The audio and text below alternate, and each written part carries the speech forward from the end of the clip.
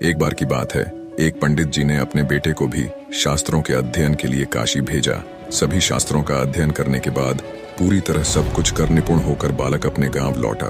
बेटे की आने की खुशी में पंडित जी ने एक भव्य उत्सव का आयोजन करवाया, जिसमें ज्ञान चर्चा का विषय भी रखा गया। उसमें नए पंडित जी को शास्त्रोक्त तरीके से ग्रामवासियों की समस्याओं का समाधान करना था। सभी लोगों ने तरह तरह के प्रश्न पूछे। लगभग सभी प्रश्नों के जवाब नए नए शास्त्र झाता बने पंडित जी ने अच्छे से पूरी व्याख्या के साथ दिए। सभी गांव वाले उससे बहुत प्रभावित हुए और उसकी प्रशंसा करने लगे। इतने में एक बूढ़ा किसान सामने आया और उसने पूछा, महोदय, क्या मैं भी कुछ पूछूं? तो पंडित जी ने पूरे विश्वास के साथ कहा, हाँ हाँ, क्यों नहीं, ये सभा, ये प्रोग्राम इसलिए तो है।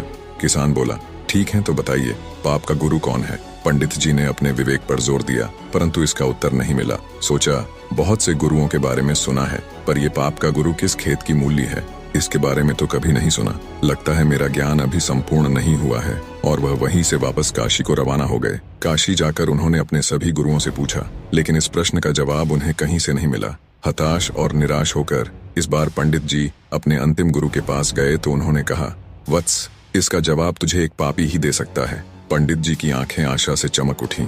उन्हें लग रहा था कि अब उनको इस प्रश्न का उत्तर मिल जाएगा।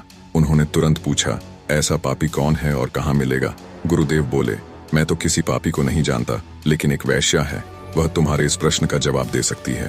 पंडित जी बिना कोई देर किए वैश्या के घर की ओर रवाना हुए। पंडित जी को आता देख वैश्या ने स्वागत में ताना कसते हुए कहा, ज्ञान के साधक, आज अज्ञान की सेवा में कैसे? पंडित जी ने स्वाभिमान पूर्वक कहा, हे देवी, मुझे आपसे केवल अपने एक प्रश्न का उत्तर चाहिए और उसका उत्तर केवल तुम ही दे सकती हो, इसलिए तुम्हारे पास आना पड़ा। मुस्कुराते हुए वैश्या बोली, पूछिए महाशय, ऐसा कौन सा प्रश्न है जिसका जवाब केवल मैं ही दे सकती हूँ? पंडित जी बोले, मैं जानना चाहता हूँ कि पाप का गुरु कौन है। वैश्या ठहाका लगाकर हंसी और फिर गंभीर होकर बोली, महाशय, इसके लिए आपको कुछ दिन यहाँ रहना पड़ेगा। अब पंडित जी इस प्रश्न के उत्तर में पहले ही काफी भटक चुके थे, इसलिए उन्होंने वैश्या की बात मानकर वहाँ रहना स्वीकार कर लिया।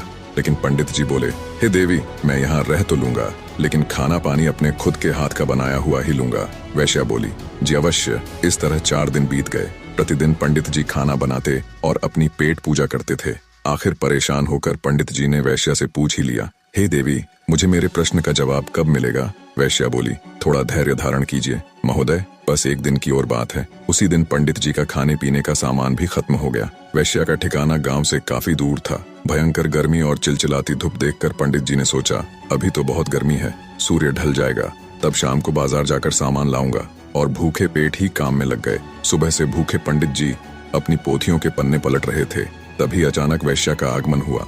वैश्या बोली, पंडित जी, आप अकेले खाना बनाते हैं, कितने परेशान हो जाते हैं। एक काम कीजिए, कल से नहा धोकर आपके लिए खाना मैं ही बना दिया करूंगी। इससे मुझे भी आपकी सेवा का कुछ पुण्य मिल जाएगा और भोजन के साथ दक्षिणा में मैं आपको एक सोने की मुहर दूंगी।